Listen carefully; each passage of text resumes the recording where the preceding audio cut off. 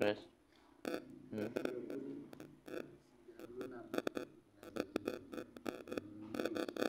97 bangetin. 98 berarti lanjutnya ya.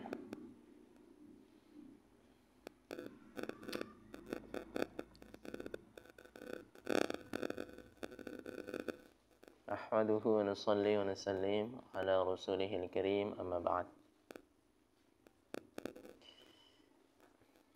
Wa anhu radhiyallahu anhu qala Rasulullah sallallahu alaihi wasallam athqalus salah 'alal munafiqin salatul 'isya wa salatul fajr walau ya'lamuna ma fihi ma la atauhuma walau habban, muttafaqun alaih. Kita masih membahas satu hadis ini. Wa anhu artinya adalah dari Abi Hurairah radhiyallahu anhu atau Abdurrahman. Athqalus salah maknanya adalah jami'us salawat thaqilah. Salat itu terasa berat. Maksudnya salat apa? Semua salat terasa berat bagi orang-orang munafik. Orang-orang yang ibadahnya itu bukan diniatkan untuk mencari keridhaan Allah, maka mereka munafik. Termasuk kita juga, kalau ibadahnya tidak diniatkan karena Allah, berarti ada sifat nifak dalam hati kita.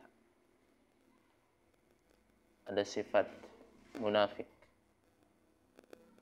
Munafik itu ada yang besar, ada yang sedang, dan ada yang kecil. Maka usahakan hilangkan sedikit pun tidak ada sifat munafik dalam hati kita.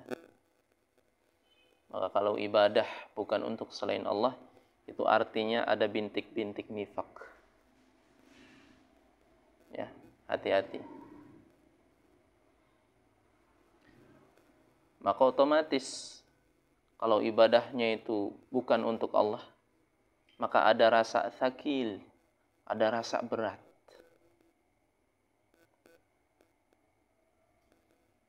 Tapi kalau ibadahnya untuk Allah, dalam rangka bersyukur, ibadah itu sebagai bukti taat kepada Allah, maka dia tidak akan berat. Ya, kalau masih berat berarti ada sedikit sifat nifak. Dan itu wajar. Kenapa wajar? Karena manusia itu setiap hari beraktivitas dan menggantungkan diri dengan sebab, yakni sebabnya adalah dunia. Sehingga hatinya itu dan fikirnya itu akan terisi oleh sebab tersebut. Maka dampaknya adalah hakikatnya nanti akan agak tersisihkan karena dia setiap hari beraktivitas dengan sebab. Maka orang-orang yang beribadah bukan diniatkan untuk Allah, sebenarnya dia itu meniatkan sesuatu atau maksud tujuannya itu untuk sesuatu yang kecil.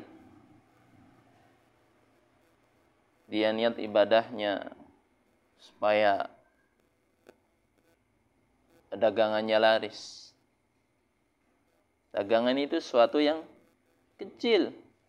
Karena dagangan adalah bagian daripada makhluk Allah. Dia niatkan ibadahnya untuk mobil, rumah, harta materi. Itu sesuatu yang kecil. Karena semua itu adalah bagian daripada makhluk Allah. Tapi kalau dia niatkan ibadahnya untuk mencari ridha Allah, itu berarti dia sedang mengusahakan sesuatu yang besar. Yakni apa? Allah. Allah yang memiliki segalanya. Maka kalau sudah niatkan segala sesuatu itu karena Allah, kemudian membiasakan diri insya Allah sholat tidak akan terasa berat. Ya. Jami'us shalah thaqilah. Semua salat bagi siapa saja yang memiliki sifat nifak berat. Was-salatani al-madhkuratani athqal min ghairihima. Adapun dua salat, Isya dan subuh yang telah disebutkan sebelumnya, itu lebih berat daripada salat yang selainnya, salat yang 3. Liquwatis sarif litarkihima, karena ada suatu dorongan yang kuat untuk meninggalkan kedua salat itu secara jamaah. Li'annal fajr, karena waktu fajar, waktu ladzatin naum, waktu sedang nikmat-nikmatnya tidur. Wal isya waktu raha, sedangkan waktu isya adalah waktu istirahat. Al munafiqin, ma'nahu, arti munafik adalah jama'u munafik, jamak dari kata munafik. Wa huwa alladhi yudharu, yakni ia yang yudhar, menunjukkan, ma la yubtinu minal kufri, menunjukkan sikapnya sebagai orang yang beriman, tapi di dalam hatinya dia menolak keimanan tersebut, atau dia memiliki sifat kufur. Jadi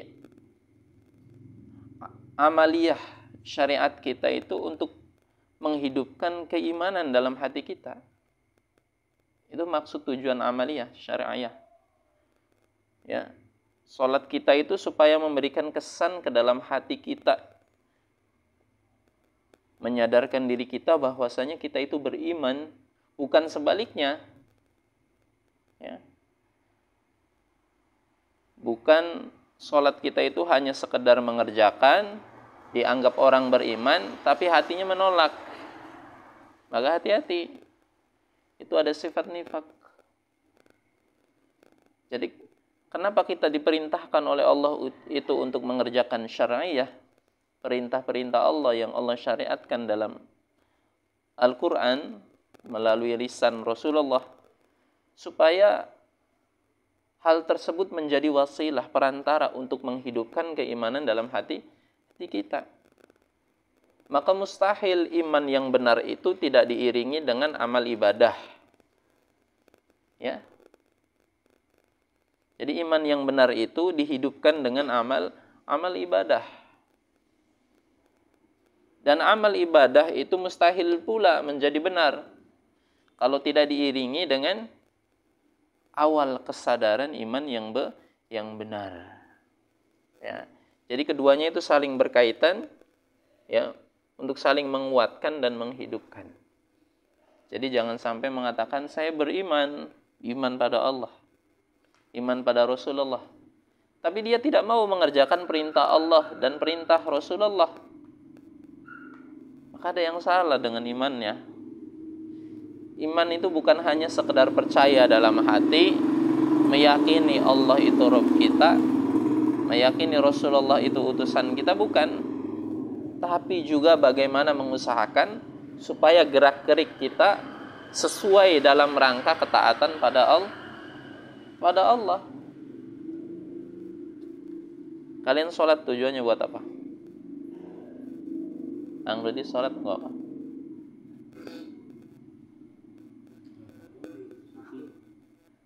Adik sholat buat apa? Takut sama? Takut masuk neraka. Oh.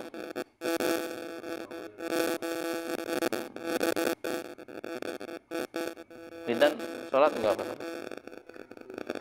Hah?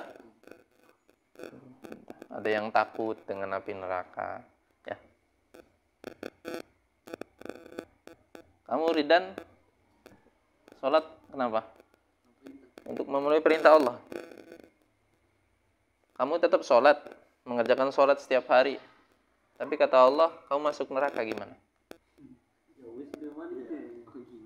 Hah? Ikhlas nggak?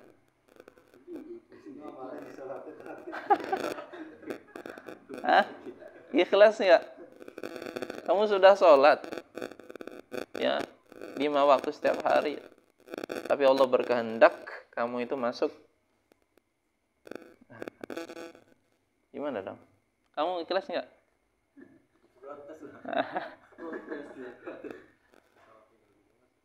Ya. Jadi tanyakan dalam lubuk hati yang terdalam. Karena kita melaksanakan ibadah itu hakikatnya itu tujuannya satu. Dalam rangka ketaatan kita kepada Allah. Itu yang namanya abdun khalis. Hamba yang ikhlas. Maka hamba yang paling baik di sisi Allah adalah dia yang ikhlas kalau dirinya itu adalah hamba Allah dan hidup di dunia ini dalam rangka menaati perintah Allah. Maka hamba yang seperti ini akan menjadikan tangisnya menjadi tangis syukur kalaupun dia harus menangis. Paham enggak? Hamba yang seperti ini akan menjadikan kekecewaannya menjadi kecewaan yang syukur. Kalaupun dia harus kecewa. Ya. Paham sampai di sini? Agak dalam ya. Tapi itu memang maksud dan tujuan ibadah kita. Jadi nggak peduli kita masuk neraka atau surga. Nggak peduli kita sakit atau kita kaya atau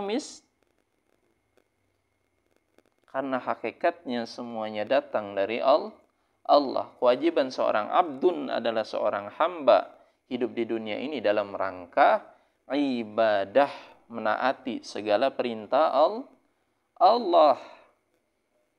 Maka di antara hambanya ada yang Allah masukkan ke dalam jalan orang-orang yang papa, yang melarat.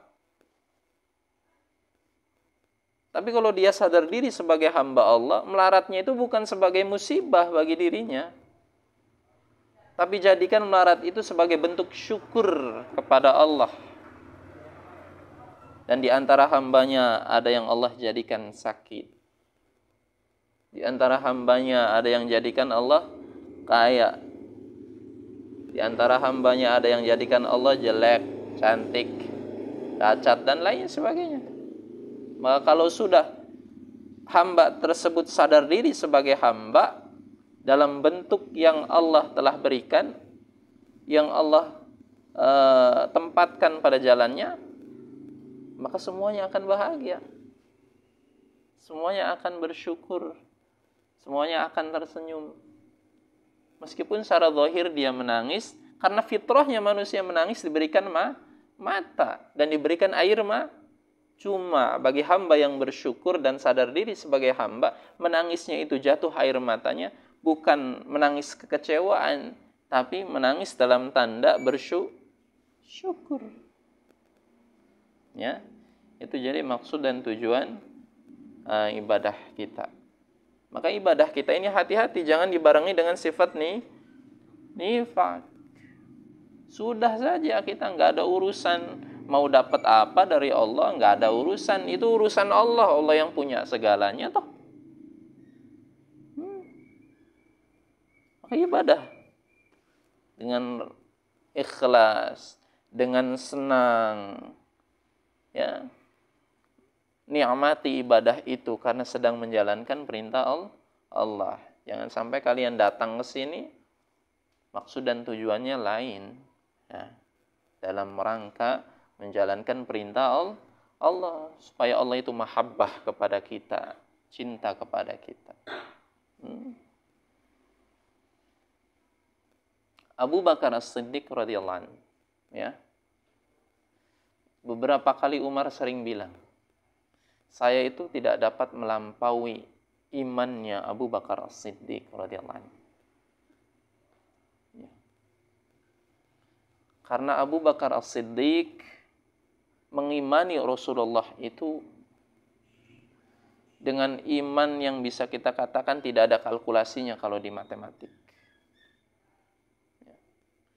Bahkan ada para alim ulama yang mengatakan jikalau imannya umat Muhammad dari awal sampai akhir zaman dikumpulkan, maka tidak ada setengahnya dibandingkan imannya Abu Bakar As-Siddiq radhiyallahu anhu. Maka Abu Bakar As-Siddiq itu menafikan atau meniadakan sesuatu yang zahir. Ya. Ketika ada perintah dari Rasulullah, langsung dijalankan tanpa pertimbangan yang zahir, karena beliau beriman betul kepada Rasulullah. Maka Abu Bakar As-Siddiq adalah orang yang pertama kali mengimani Rasulullah. Abu Bakar As-Siddiq adalah orang yang menemani beliau di gua tatkala dikejar-kejar oleh kafir Quraisy.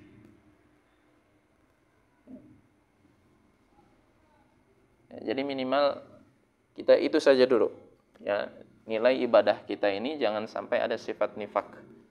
Sudah ibadah kita untuk Allah. Segala sesuatu kita ini untuk dalam rangka mencari keridhaan Allah supaya Allah mahabbah kepada kita. Kalau sudah seperti itu, hidup itu akan lapang dan tenang. Tidak ada rasa memiliki sesuatu. Ya. Salah satu kunci bahagianya seorang beriman itu, seorang mukmin itu, kalau dia tidak merasa memiliki sesuatu. Dan untuk mendapatkan rasa tidak memiliki sesuatu itu, awal pertama kalinya segala sesuatu yang kita akan perbuat semata-mata untuk Allah. Nah, lapang. Keluarga kita milik Allah. Istri kita hakikatnya milik Allah. Anak kita hakikatnya milik Allah. Kalau sudah punya perasaan seperti itu, anak sakit khawatir enggak? Anak sakit khawatir enggak? Nah, manusiawi. Cuma belum nyampe ke tingkatan dia berarti masih merasa miliki. Ya. Mobil hilang khawatir enggak?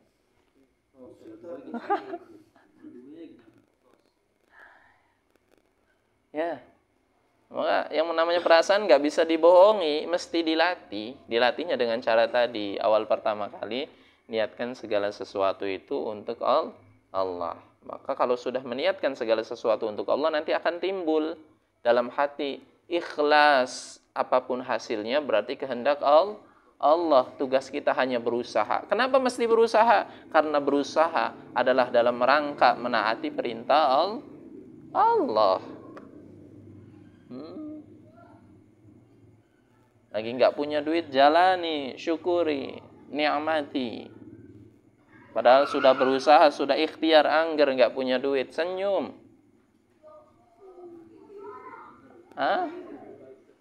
Karena Allah tuh sedang pengen lihat kita nggak punya duit. Ya, yang punya kita saja menghendaki kita nggak punya duit, masa kita sebagai alatnya tidak menghendaki, tidak ikhlas. Nah, kan begitu. Ya. Walau ya'lamuna ma fihima. Maknanya adalah lau ya'riful munafikun, kalau seandainya tahu orang-orang munafik, madza a'addallahu lahum, apa yang Allah sediakan bagi mereka ketika melaksanakan perintah Allah, minas thawab, daripada ganjaran, pahala, balasan, bihudurihim al-jamaah, ketika mereka hadir untuk melaksanakan sholat jamaah. La atauhuma, artinya adalah hadarus shalah bi ayyi tariqin kanat, mereka akan menghadiri sholat jamaah dengan segala daya upaya yang mereka punya. Ya. Walau habwan, maknanya adalah yashafuna idza ta'adzara masyahum, mereka akan merangkak apabila nggak bisa jalan. Kama yashafus shaghir ala yadayhi wa rijlaihi, sebagaimana anak kecil merangkak di atas kedua tangan dan kakinya, lututnya. Walam yatraqul jamaah, dan tidak akan meninggalkan jamaah, salat jamaah. Lima fiha minal fadli wal khair, karena dalam jamaah itu ada fadilah dan kebaikan. Wahabwan, dan merangkak. Ini nahwu ya, nggak usah dibahas. Fiqhul hadis, ya, pemahaman atau fikih hadis, ya, dari hadis yang kita bahas. Pertama, al-hathu ala khuduri salatil isya wal fajr. Anjuran untuk menghadiri jamaah salat isya dan salat subuh ma'al jamaah fil masjid, di masjid. Yang kedua, jawazun irtikabul masyaqqat, boleh mengusahakan suatu masyaqqat lil husuli 'alal ajr, untuk mendapatkan pahala yang lebih besar. Ini salah satu kaidah mempersulit diri secara zahir, tetapi untuk menggapai pahala yang lebih banyak di hadapan Allah, itu secara hukum fikih dibolehkan. Makanya ada istilah, kenapa sih kamu tuh nggak makan? Hidup tuh yang biasa-biasa aja. Jangan mempersulit diri. Ya. Ada kaidahnya. Boleh mempersulit diri, tapi dalam rangka menggapai nilai yang baik di sisi Allah. Atau bahasa keutamaannya adalah fadilah atau thawab atau pahala. Kenapa sih kamu puasa Daud? Wong angger bae mengkonon raya. Angger bae melarat. Ya. Ya karena orang yang bersangkutan yang berpuasa Daud itu ingin menggapai keridhaan Allah. Dibandingkan orang-orang biasa, orang-orang lainnya. Maka secara fikih pun dibolehkan. Maka secara fikih pun dibolehkan. Adapun secara fadilah lebih utama lagi. Ya. Hidup itu biasa-biasa bayang dede. Ya. Hidup itu biasa-biasa bayang dede. Lagi apa? Puasa Daud. Lagi apa? Tangi tengah wengi sikir ewon-ewonan. Angger bae ku dipira mengkonon. Ya, konteksnya adalah boleh. Kembalian dari kata tadi, kata matang ngantuk itulah. Itu hukum daripadanya. Manusiawi. Hukum manusiawi. Tapi secara fikih, jawazun irtikabul masyaqqat. Boleh kalau seandainya ada sebagian hamba Allah yang mana dia ini membuat susah dirinya secara zahir nih, dalam tanda kutip, dia secara zahir membuat susah dirinya bagi pandangan orang umum karena dia itu sedikit tidur untuk berzikir, sedikit makan karena dia puasa Daud, hari ini makan besok puasa, itu secara fikih pun dibolehkan hukumnya. Maksudnya kayak Pak Jokowi kan memang tidak ada yang makan, kasarnya ya hukumnya kan, alasan hukumnya kan apa? Ya kan dalil kono. Dalil. Iya jelas lah. Iya, dalam rangka dia menyusahkan dirinya itu dalam rangka untuk mencari pahala atau ganjaran yang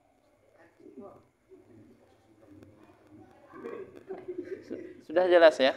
Tapi dalam rangka tadi, dalam rangka apa? Dalam rangka lil husuli ajr, dalam rangka untuk mendapatkan kualitas yang terbaik di sisi Allah dalam bentuk pahala dan lain sebagainya. Tapi tentunya dengan jalan syariat, dengan jalan yang diperintahkan oleh Allah dan Rasulnya. Jadi nggak boleh membuat susah itu di luar syariat. Maksudnya seperti itu. Puasa Daud disyariatkan nggak?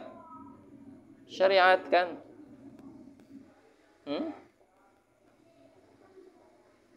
Baca Quran disyariatkan enggak? Syariatkan. Zikir dibolehkan enggak? Dibolehkan. Kalau mata ngantuk? Hah? Kalau mata ngantuk gimana? Iya. Makanya ada para alim ulama kita, para alim ulama tasawuf ya. Di antaranya banyak ya. Bukan hanya para alim ulama tasawuf, para salafus soleh pada umumnya itu ya, mereka itu mungkin dalam pandangan kita itu mereka menyusahkan diri mereka. Ya. Tapi mereka itu dalam rangka mencari keridhaan Allah yang sesuai jalannya dengan syariat. Seperti Imam Nawawi itu tidak pernah tertidur kecuali tertidur sendiri. Artinya matanya benar-benar mengantuk karena disibukkan dengan membuat fatwa utlubul ilmi, intinya mutolaah ya. Imam Bukhari tidak pernah tertidur kecuali beliau berzikir 10.000 terlebih dahulu.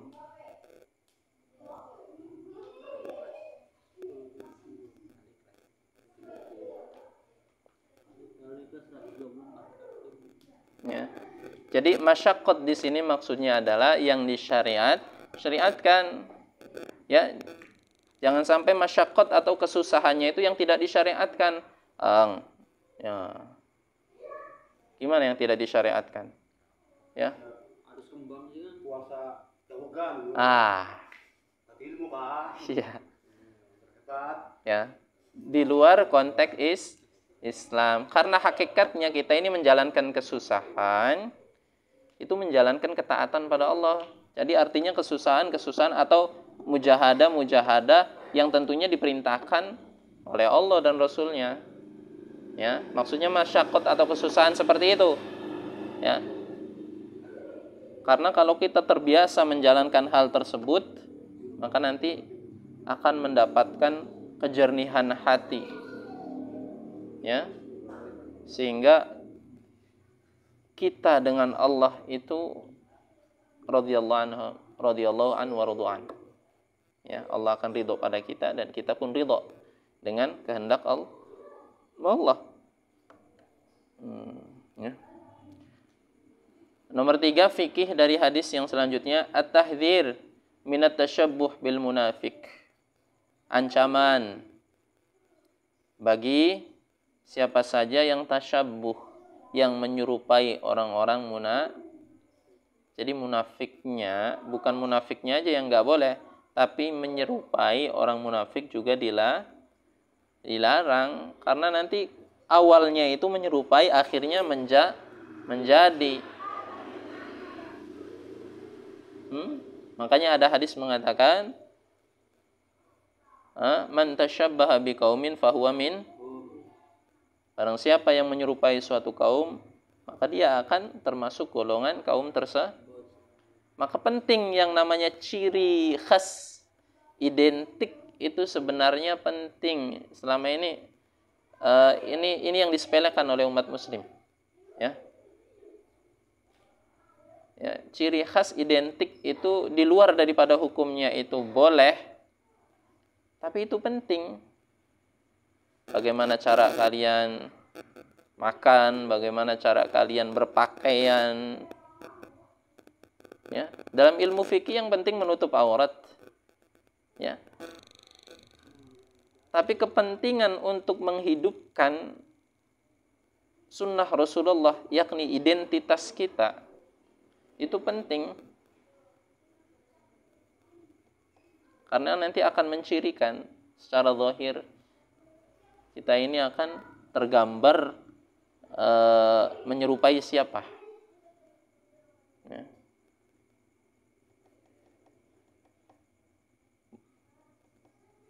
Maka yang terbaik bagi orang-orang yang beriman dan yang bertakwa, yang menyerupai suri tauladannya Rasulullah. Cara berpakaian, cara makan. Dari mana tahu Rasulullah makannya seperti apa? Dari para alim ulama.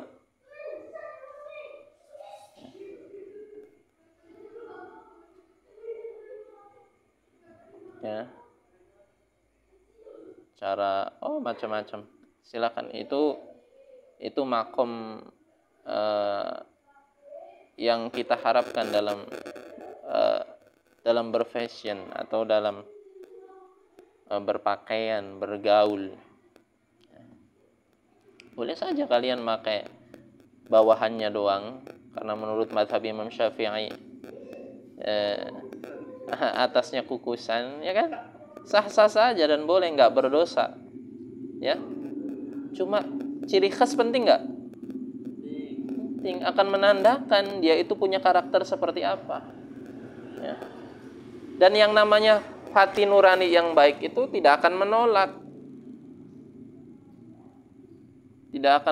dan menyadari suatu kebaikan, dan akan menolak sesuatu yang kurang baik, meskipun secara fikih boleh-boleh saja. Coba aja, Ang Rudi, ikhlas beli lamun anak yang gue kukusan, gue peluke. Karena nang apa orang ikhlas? Kan boleh, oli. Nah, di situ ya. Itu pentingnya identitas. Ya.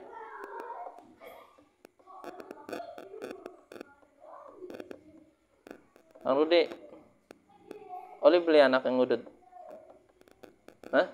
Nang apa? Bapak yang ngudut? Hah? Nang apa ngudut? Sudah, kita jangan berbicara hukum lah, ikhtilaf hukum. Ya.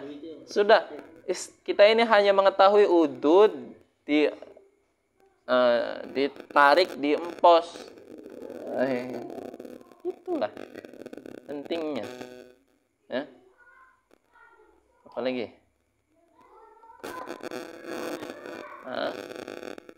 Ang Rudi, potong rambut. Ya karena udah punya anak, kalian mau bandingin siapa? Potong rambut ya. Potong rambut. Ya, ning tengah laka rambutnya botak. Dari pinggirnya baik. Oli nang di oli. Oli. Nang para alim ulama goli. Anaknya di mengkono na oli. Pengen galau. Nang apa?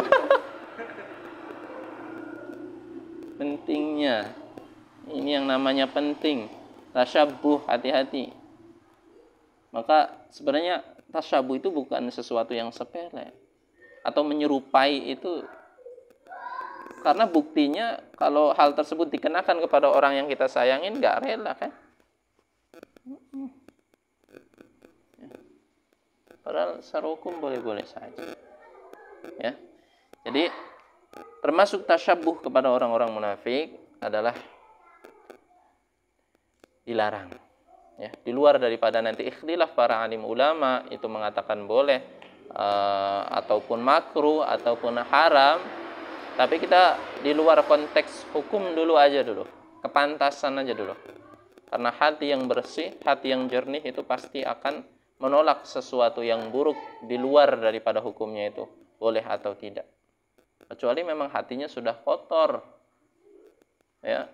Kenapa kotor? Karena dia kelakuannya kotor, terbiasa mengucapkan yang kotor, berkumpul dengan lingkungan yang kotor, sehingga hatinya terbiasa kotor.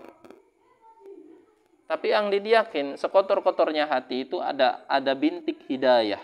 Namanya hidayatul wijdain. Hidayah yang dimiliki setiap manusia. Hidayah insting, naluri. Itu tidak akan hilang. Deweknya tukang nyolong motor. Kira-kira pernah beli ngomong, "Komah nang sirak wajah kayak bapak.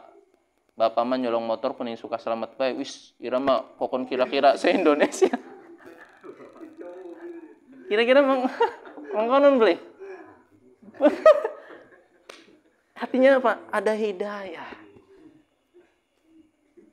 Enggak ada yang mengharapkan seorang pencuri supaya anaknya jadi pencuri yang lebih sukses lagi, meskipun lebih sukses. Enggak ada.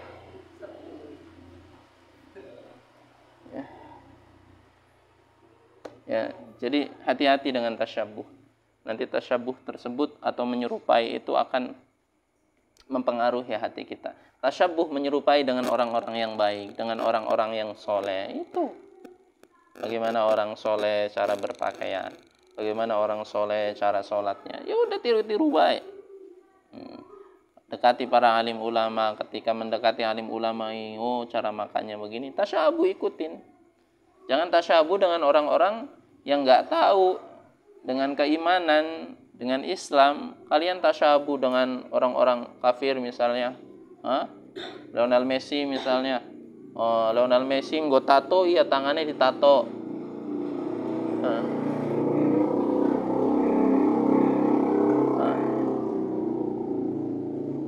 Lionel Messi apa maning macam-macam, ya. Ya jadi serupailah sebagaimana para alim ulama berfashion, ya, beribadah, bermuamalah. Wallahu a'lam bishawab. Ya, cukup sampai di sini. Bisa bilang menit maning.